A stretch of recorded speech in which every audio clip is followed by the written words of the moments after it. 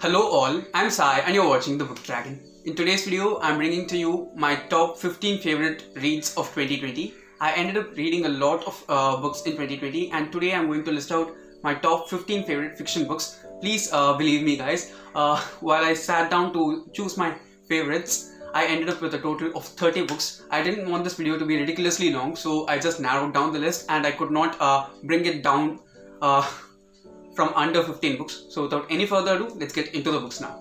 Also, if I have any specific reviews for the books that I've added in this list, they'll all be linked down in the description so that you can go and check them out if you're interested. At number 15, we have King of Scars by Leigh Bardugo. I read King of Scars all the way back in March, just before the pandemic started, and while I got into this book, I went in with a lot of expectations and I thought that it would be one of my top 5 favorite reads of 2020. But I was disappointed a little bit. I didn't get the story that I was expecting out of King of Scars, but I got a story which I totally didn't expect at all.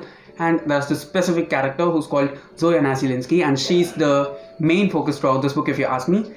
This book is the first book in the Nikolai duology, but it felt more like a Zoya book rather than a Nikolai book. If you've read the Shadow and Bone trilogy, I'm sure that you can go forward and read King of Scars because it's really well built as a book. And also, there are certain trademark things about Leigh Bardugo which she has done in this one also. She has very beautiful writing. I've said it all the times in my channel. That's one of the main reasons why I like her books. Also, she does world building in such a way that it is really real to see. Also, the characterization that she gives to each and every one of her characters is very deep. They feel so real, and the things that she has done in this one, they are just off the charts. Especially the climax of this book is it's a literal cliffhanger. Someone happens to come and it just changed my entire view of all the books that I've read until now in this universe, and that's one of the reasons why it's at number 15.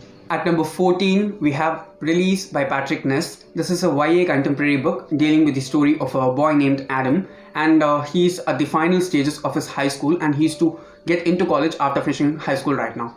This entire book actually takes place within the time span of a single day, and there are these two plot lines which we follow. One involves Adam trying to navigate his way through the life, and there are many bad things which happen to him on that particular day which are to set his life on a different track. There's this another plot line which focuses on a girl who was murdered a few days back inside the town in which Adam lives, and now that girl has come out as a ghost and she is kind of a fawn. Okay, she's a very powerful, mysterious ghost, and she's going to try and kill the murderer who was responsible for her death. It's really good in tying that contemporary YA element as well as the supernatural element together. There is this particular point towards the climax where both of these plot lines meet, and it is really satisfying to read. It was a 4-star book for me, but it did stay in my mind for a longer time, and that's one of the main reasons why it's at number 14. At number 13, we have Symptoms of Being Human by Jeff Garvin. This is another book which I didn't think that it'll end up as one of my favorites of 2020. Now, this book is about a gender fluid person, and the idea of this book is to just give us an inner view of a person who's gender fluid. Okay, that is, they are not male, they are not female. They have this kind of balances in their body which tend to change their mood to act as either a male or a female. This will sound like a very complex concept to handle because it is a very complex concept, and I should say that for handling such a different subject, such a delicate subject, the author did a really great way of representing and presenting it to us as a reader. I should say that I was able to empathize at a lot of points with this character because they are in this continuous state of mental dilemma and they are not able to decide whether to take a side. That's mainly because of the things that they are experiencing, and it is not something which everyone of us can easily experience. I have read a lot of queer books, but this is one book which just stood out a lot from all the other books that I have read so far, and that's one of the main reasons why it's there in this list. At number 12, we have The 7 Husbands of Evelyn Hugo by Taylor Jenkins Reid. Now, this is one of those books which is a booktube favorite. That is, almost every booktuber out there has read this, and that's a very specific reason why this book is very famous. Though the title of the book says that it's about the 7 husbands of Evelyn Hugo, it's not at all about any of the 7 husbands. It's only about the single woman who's Evelyn Hugo. It is also a queer book because the main character is bisexual. I should say that this author has done a really great job of representing the life of an actress in a very glamorous yet glamorous way, with all the emotions that she is experiencing. There are multiple things that are going in this book because of the time during which most of the major events in the book take place. A major portion of the book actually takes place in the 1950s in Hollywood. So it is very, very glamorous. Glamorous, I'm not saying that in any explicit way. It is really fun to read, okay? Just imagine watching an award show. The book is just like that. Or just imagine watching a biopic of a movie star. How glamorous would that movie be?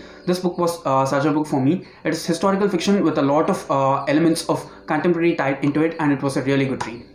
At number 11, we have Wonder by R.J. Palacio. Now, this is a middle grade book talking about the story of a young boy named Augustus. And his story is really, really cute and adorable. At the same time, it's very gut-wrenching and strong. I should say that for a middle grade book, the author has done an awesome job of representing the thing that he's tried to represent in this book. This book actually deals with this little boy who has had a lot of surgeries as a child due to some DNA mutations that he has had. It is something which happens for like 1 in a million people, and he happens to be one of those people. And due to this, his face is very much disfigured, and he has a lot of physical conditions which need to be addressed a lot. He has been homeschooled for a longer period of his life, and finally in 5th grade he is put into a normal school with other children. How his life changes, and how children can be rude with each other due to the things that they are taught by their parents, and how they are brought up. Okay, actually how children turn out to be like the person they are brought up. It's very well shown in this one, and I should say for a middle grade book, it is a really, really awesome read, and I suggest you make all your children read this as well as any kid you know. And you should also try reading this because it's a really different book, yet a very powerful book which everyone needs to read. At number 10, we have Clap When You Land by Elizabeth Acevedo. Elizabeth Acevedo has become one of my most favorite authors from this year because I read only 2 books by her this year, and I've read all the 3 books that she has written until now, and I've loved all those books. Now, this book is about 2 girls named Camino and Yahaira. Yahaira is a girl who's living in New York, and Camino is a girl who's living in the Dominican Republic. The thing that is common for both of them is that they have a common father, but their mothers are different. Their mothers know that the father has married twice, but the children don't know that they have a stepsister that is living in a different part of the world. What happens in the beginning of the book is that this father, he goes to meet his other daughter in the Dominican Republic from New York. What happens in that time is that the flight crashes and he dies.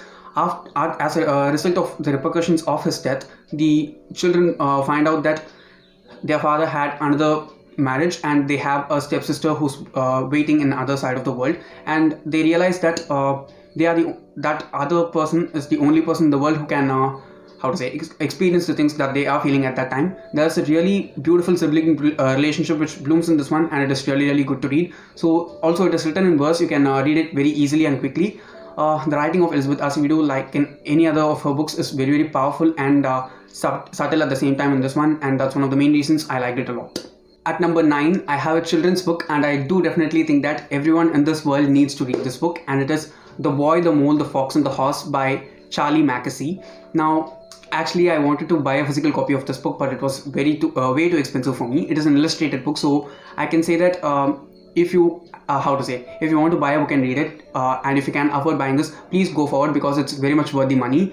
And the thing about this book is that it is written for children, but the messages that the author says, they are suitable for everyone. And I really do think that if you are a person who feels hopeless right now, do try this book out because it's really, really awesome. I was not able to get my hands on the physical book, but I did listen to the audiobook, which is narrated by the author himself, and it's just like 1 hour long. Okay, it's just a 1 hour long audiobook, and the effect that it had on me was very, very powerful. I just ended up reading it in December, which was not so early. It was so late into the year, but I just loved the entire time reading this one. It gave me hope, it gave me a lot of positive vibes. So I do really think that everyone needs to read this book. Also, after listening to this book, I just shared it with my brother, and he too listened it on the same night before sleep, and he just told me the next day how good he felt after reading it.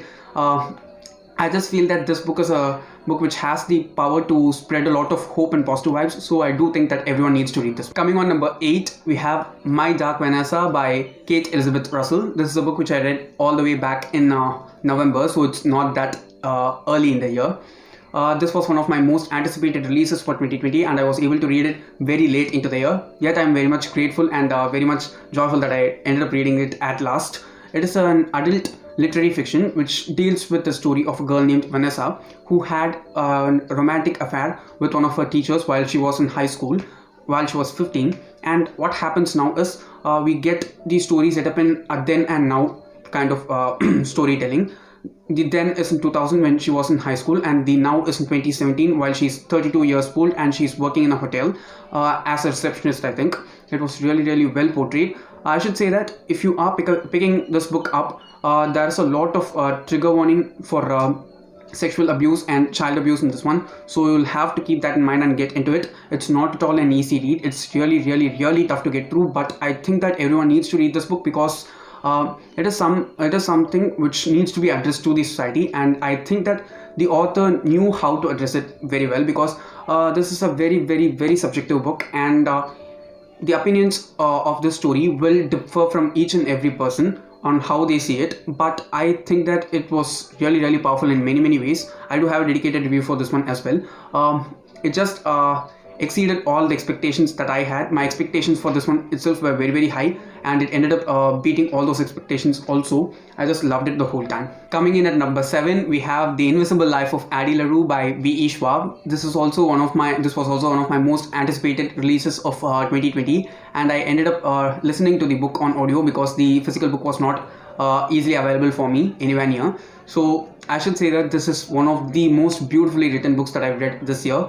It is a very complex story, okay? The magic system in this one is very intricate. You can just go with no bounds at all. It is really nice in that way. The book actually deals with a story of a 23-year-old woman named Addie Larue in France starting in 1714, and she is to be put into this marriage which she doesn't want to be a part of. So what happens is she ends up praying to God, and God answers to her after the dark.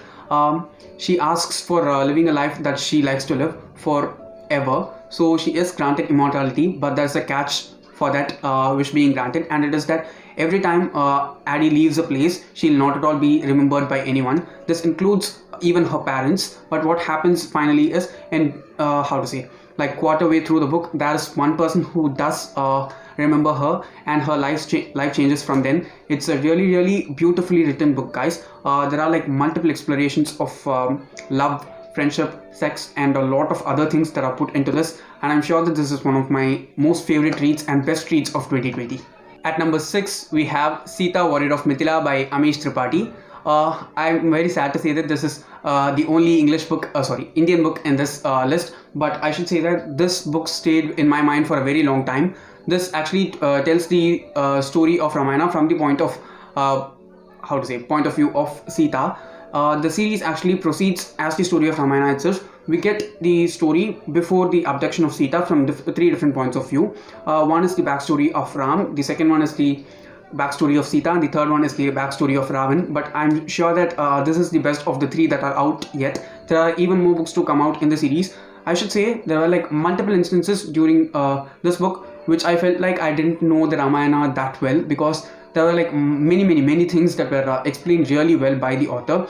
The way he builds up and how he focuses on different geographical locations within India, it was really awesome to read. I didn't know that certain things happened in the Ramayana that were said in this one, and it just took me off the feet many times. Also, the characterization of Sita as a queen and warrior rather than just the wife of Ram was very well done in this one, and that's one of the main reasons it ended up being the number 6 in my list. Finally, getting into the top 5 books. The book in number 5 is City of Glass by Cassandra Clare. This is the 3rd book in the Mortal Instruments series, and I made a decision to not select more than one book from any series, and hence I've selected only City of Glass of all the 6 books. I had a big dilemma between choosing City of Glass or Heavenly Fire, but City of Glass was the book which I enjoyed the most, and I just devoured it a lot, because there were a lot of things that were going on in City of Glass with the characters as well as with the plot, and it just was a great delight for me. I read the book 2 times last year, and both the times I cannot remember even a single instant in which it felt boring at all, because it was really awesome. The things that it lays out for the second half of the series, as well as the things that it wraps up for the first half of the series, were just perfect. Also, there are certain things which happen to the characters in this one which are really very necessary for the series to progress on from the 4th book. I just enjoyed the whole time reading this. If you have been following my channel for quite a while now, you know how much close these characters are for me, and the person that you see on this cover is Simon, and he's the person that I can relate with the most because he's very similar to me in character, and that's one of the main reasons I chose City of Glass rather than any of the other Mortal Instruments books. At number 4, we have Finding Audrey by Sophie Kinsella. This deals with the story of a 15-year-old girl named Audrey, who is facing a lot of anxiety attacks and anxiety issues due to a trauma that she faced in high school the previous year.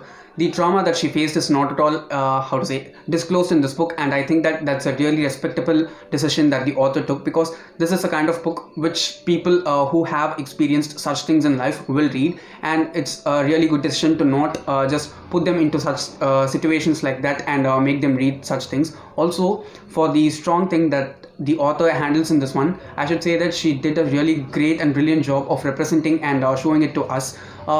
Representing mental illness in such a sweet way is a really difficult yet different thing to do, guys.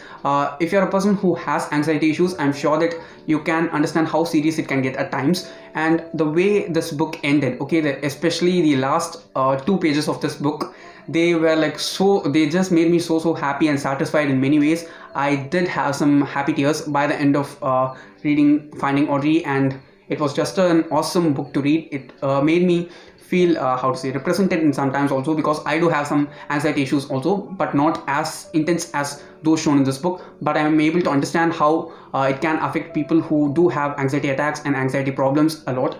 That's one of the main reasons why it's at number 5. At number 3, we have The Mermaid and Mrs. Hancock by Imogen Hermes Gower. Now, this is a historical fiction book which happens in the last few years of the 1800s, and it deals with the story of 2 people, a tradesman named Mr. John Hancock, who finds a mermaid, who gets a mummified mermaid after certain trades, and using that mermaid he hosts certain shows and makes some money out of it also, despite his trades. Also, there's this another important character to the story called Angelica, who's a prostitute, and she's at the top of her business in the city right then. At some point during the story, these 2 characters meet, and there are like multiple conversations that happen between them, and their life gets interconnected in some way or the other. The title of the book might say that it is The Mermaid and Mrs. Hancock, but I should say that rather than the mermaid, these 2 characters and the other characters who support them are the most focused things in this book. And I should say that rather than being plot driven, it's a book which is very much character driven, and if you do like really good character work and a really good setting in which the story takes place, this is a really awesome book to read.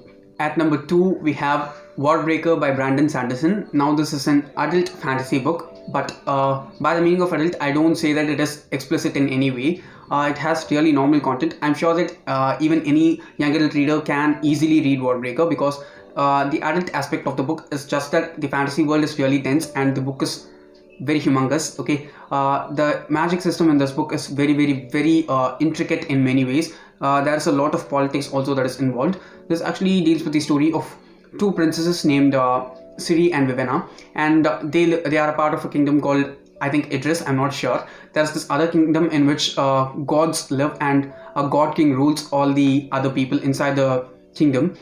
What happens is, for certain alliances, the younger princess, that is Ciri, she's to be married, the elder sister Vivenna has to be married to the god king, but due to a certain twist of events, instead of Vivenna, Ciri is the one that's being married to the god king, but she is not at all a person who's trained to be a wife for the king and to win the fate of the other kingdom to save her country. Vivenna is the one who's been trained for that her entire life. But what Vivenna does is she takes a decision and she's going to save her sister. There are multiple things that happen between these 2 sisters, the God King, and also another main character called Vasher in this book. It was really fast paced. Okay, for such a huge book, it's very, very fast paced and it was very easy to read. I just enjoyed the entire time reading this one. And also the magic system in this one was just so awesome. It's called biochromatic breath. I cannot explain anything about this magic system without spoiling the story for you, so you will have to read and understand it and enjoy it on your own, because it's really, really good. Finally, at number 1, my most favorite fiction read of 2020 is the book which I was reading during a night and I had a power cut. I was not able to stop reading the book because it was really, really good. I turned on the flashlight on my phone and I started reading. My mom just got into the room and she said this dialogue to me, which is that you're such a hopeless case when it comes to reading books. And the book which made me do that is Clockwork Princess by Cassandra Clare. This is the finale for the Infernal Devices series. I thought that I liked the books in the Mortal Instruments a lot, but this book just satisfied me to such a great extent, guys.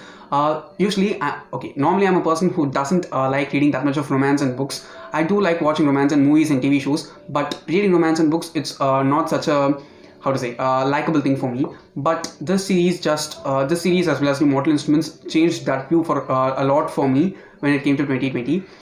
This series is essentially just a love triangle, but other than just the love triangle, there are like multiple other things that go on within it. The three characters in the love triangle are so good that you cannot hate any of them. Okay, they are just very perfect as a love triangle rather than just any couple.